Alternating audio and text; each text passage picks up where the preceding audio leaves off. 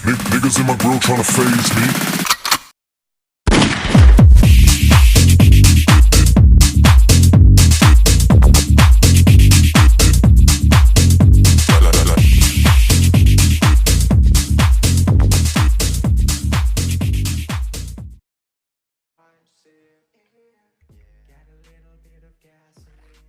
Hello guys, welcome to another episode of Mizu's Art School. I am Mizu and today we're going to be discussing how to draw the head. Specifically how to draw the head from the front view. About time, let's dive right in and start drawing. Whee! Whatever. So today I'm going to be teaching you how to draw the head from the front view.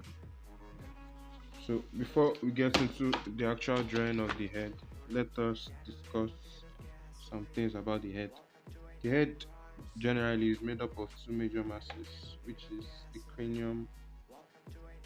I'm talking from an artistic point of view, which can be simplified into a sphere. No, this is not a circle. This is a sphere. But spheres can't be represented in perspective. They can't be shown in perspective. So we're representing our sphere as a circle. And the second mass is this triangular shape here, which gives us the jaw, the mandible, or whatever you call it. So the maxilla is part of the cranium. So these are the two major masses, and your ability to draw these masses in different angles and rotate them in space is what will give you your head.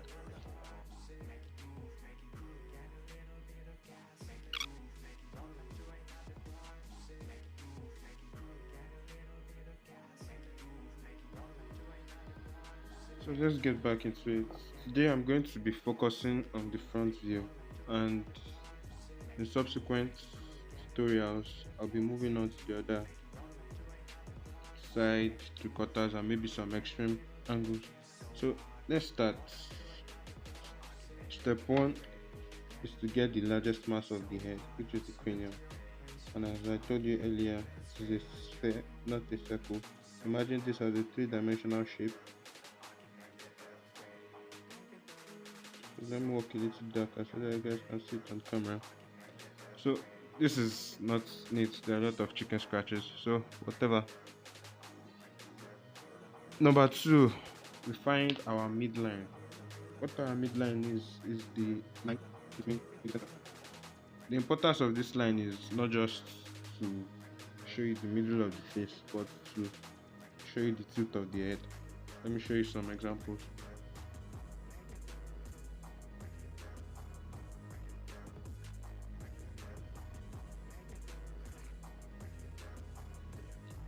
So that's step 1. So whatever angle your midline is, that would be where the head is tilting towards. So number 2, the midline. Sorry, number 2, the brow line. So is this step 2 or step 3? Okay, step 3. This is the brow line, and this is where your eyebrow sits. Your brow ridge. This is your brow ridge, where your eyebrows usually sit on the human face. So next is going to be the nose line and the hairline. Some people like to do it halfway between the midline, the brow line, and the top of the sphere. And some people just like to put it up here at anywhere, but it's up to you. Then a similar distance between the brow line and the hairline, you use that to get your nose line. It doesn't have to be the same, but it has to be relatively close since the proportions of different faces vary. Have it. Then show the side planes of the face. The reason why we are doing this is because the front of the face, where the face lies on, is a bit thinner than the back of the head. If you look at yourself in the mirror, you can see the back of your head. Most of you that have big head, you can see the back of your head. So this is going to indicate the back of the head, and this is the face plane. So this is in front and this is behind. So next, so yes, that's our nose line. So it doesn't have to be this messy, but it's understanding where everything lies and the structure of the head that we're after here. Then next is the jawline. To get this is the same distance between the brow line and the nose line. You get it again, and there's our jawline. So here we're going to determine how wide how wide we want the jaw to be. You can make it extremely wide, or you can make it just slightly wide, and we have our jawline. Then this line we used to cut off the side plane of the head. We are going to extend it down just a little bit, then join it down to the jaw.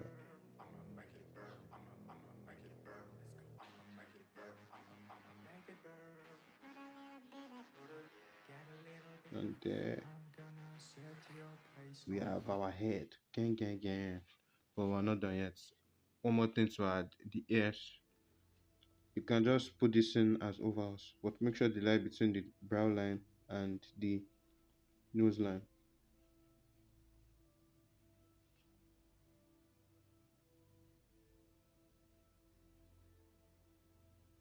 So here you go. Those are the ears.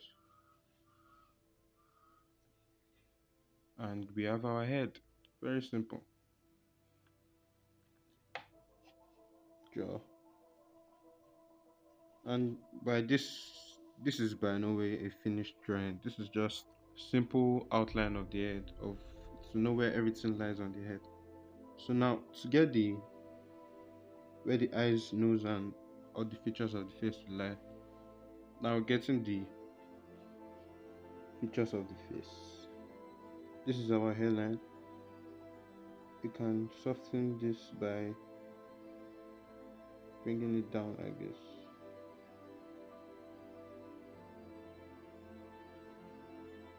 Let's give our head a little bit of shape.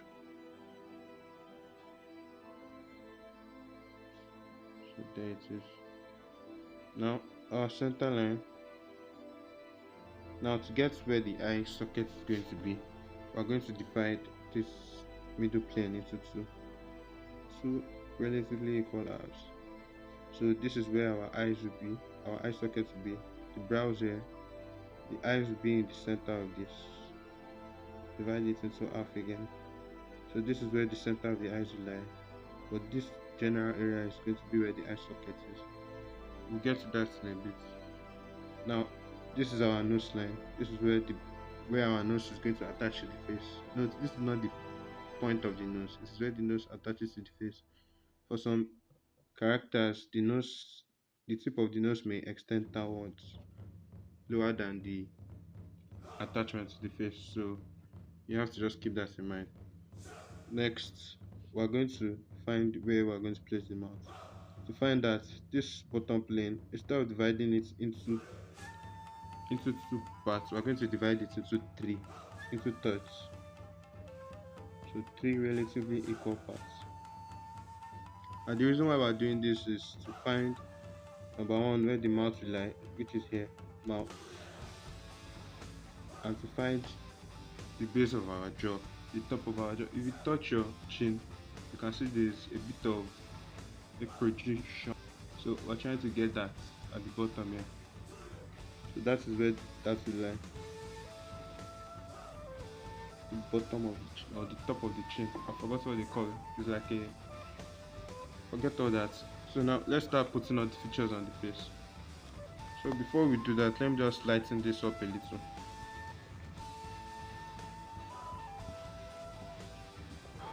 I hope all the lines are still clear. Yeah, I think the lines are still a little bit clear. So the first thing we're going to do here is to establish how wide we want our nose to be. It's up to you, but just make sure it is almost equal on both sides. So this right here is where our nose is going to be. Don't let me start dividing everything into things. That will cause confusion. So this is the front of this is our nose, and usually the size of the nose is usually the, the width of the nose is usually the same as the eye, but you can make the eyes wider, but usually the distance between the eyes is the length of one eye. So right here is where our eye socket will be. So eye socket, I'm representing it as a square, but it's more like a trapezoid shape. But let's just use a square to make things easier. Our mouth is going to be here, and the bottom of our jaw, we are representing that space here. We're also doing this. This is going to be the area our mouth lies. So yes. And note, this is the eye socket. Let me repeat it again. This is not the eye, it is the eye socket. You will find the eyes inside this. The eyeball sits in it. Then you draw the eyelids on top of that. So all this is not don't usually reflect in the final drawing. They're just here to help you place the features on the face. So now let's go in there and put some features.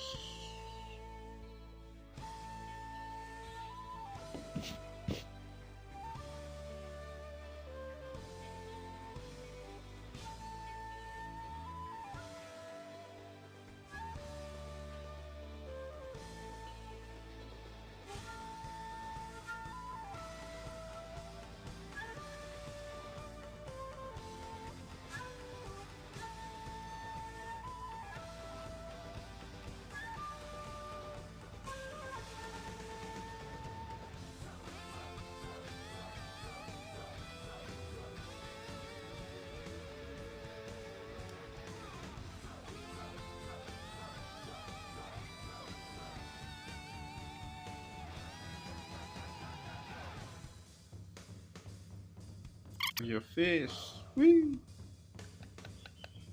I've done well. So let's just put a little bit of a neck. Let's put the neck in there. Sternocleidomastoid, what they call that? Those muscles, I have no idea. So I put in some large traps in there, kind of a bodybuilder. So give him a bit of personality.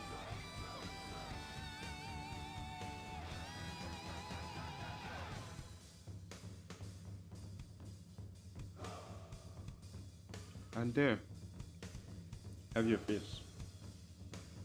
So in subsequent videos, I'm going to be discussing other things like how to draw the face from three quarters or side view.